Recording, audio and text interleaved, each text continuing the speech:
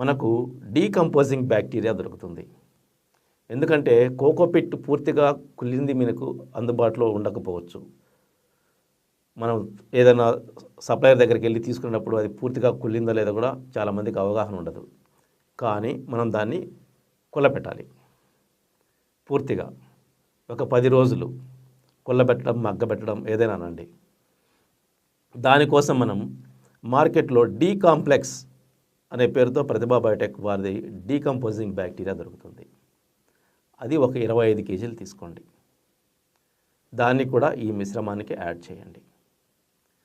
తరువాత మనము ఈ జీవన ఎరువులు, జీవ నియంత్రకాలు ఏవైతే మనము దీనికి కలుపుతున్నామో అవి బాగా వృద్ధి చెందడానికి మరియు ఈ డీకంపోజింగ్ బ్యాక్టీరియా బాగా పనిచేయడానికి మనం దానికి కార్బన్ కూడా కలపాలి.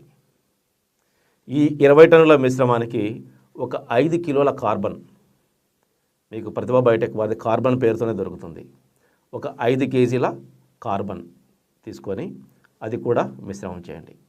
ఈ 20 టన్నుల మిశ్రమాన్ని ఇప్పుడు మనము 500 కేజీల వృద్ధి చేసుకున్నటువంటి జీవన ఎరువులు, జీవ నియంత్రకాల మిశ్రమము, 25 కేజీల డీకాంప్లెక్స్ మరియు 5 కేజీల కార్బన్ వీటన్నిటిని బాగా మిశ్రమంగా చేసి మనం మండే కట్టడం అంటారు, అంటే కుప్పలాగా పోయడం, పోసి వాటర్ పెట్టండి. పారిపోయేలా వాటర్ మాత్రం పెట్టకండి.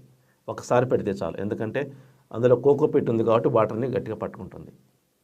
అలా ఒక 10 రోజులు ఉంటే పూర్తిగా మగ్గిపోతుంది. ఎక్కడైనా కులనటువంటి కోకోపిట్ ఉన్నా, వేరే వ్యర్థ పదార్థాలు ఏదైనా ఉన్నా అన్నీ కుళ్ళిపోతాయి. అంతేకాకుండా మనము జీవ నియంత్రకాలు, జీవన ఎరువులు ఇందులో వృద్ధి చేసుకొని వేస్తున్నాం కాబట్టి అవి కూడా చెడు కలిగించే ఫంగస్ కానీ, బ్యాక్టీరియా కానీ ఏమున్నా సరే వాటన్నిటిని చంపేస్తాయి. చంపేసి అందులో ఉన్న సేంద్రియ కర్బనాన్ని ఇవి తీసుకొని ఇవి బాగా వృద్ధి చెందుతాయి. ఎందుకంటే మనము పశువుల ఎరువు వేస్తున్నాము, వర్మీ కంపోస్ట్ ఉంది ఇందులో, ఇవన్నీ ఉండటం వల్ల బాగా వృద్ధి చెందుతాయి.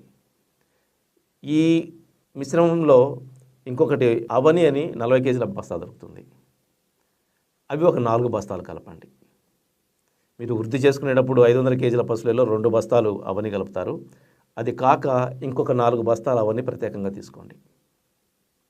తీసుకొని అది కూడా ఈ మిశ్రమంలో కలిపేసి మగ్గబెట్టండి ఒక 10 రోజులు. మీరు ట్రేలల్లో ఈ బేస్ మెటీరియల్ని పెట్టి విత్తనం పెట్టకముందు ఒక 10 రోజుల ముందు ఇలా ఈ మిశ్రమాన్ని తయారు చేసుకొని మండబెట్టి ఒకసారి నీళ్లు పెట్టేసి 10 రోజులు మగ్గబెట్టండి. అప్పుడు పూర్తిగా అదంతా కుళ్ళిపోతుంది. కుళ్ళిపోవడమే కాకుండా అందులో చెడు కలిగించే సూక్ష్మజీవులు ఏవున్నా సరే, ఫంగస్ కావచ్చు, బ్యాక్టీరియా కావచ్చు, ఏవైనా సరే మొత్తం చనిపోతాయి. కాబట్టి మీరు విత్తనం పెట్టిన తర్వాత ఎక్కడ కూడా ఆ విత్తనం కుళ్ళిపోకుండా పూర్తిగా మొలకెత్తడానికి అవకాశం ఉంటుంది. అంతేకాకుండా మనం విత్తనం పెట్టిన తర్వాత ఆ పెరిగి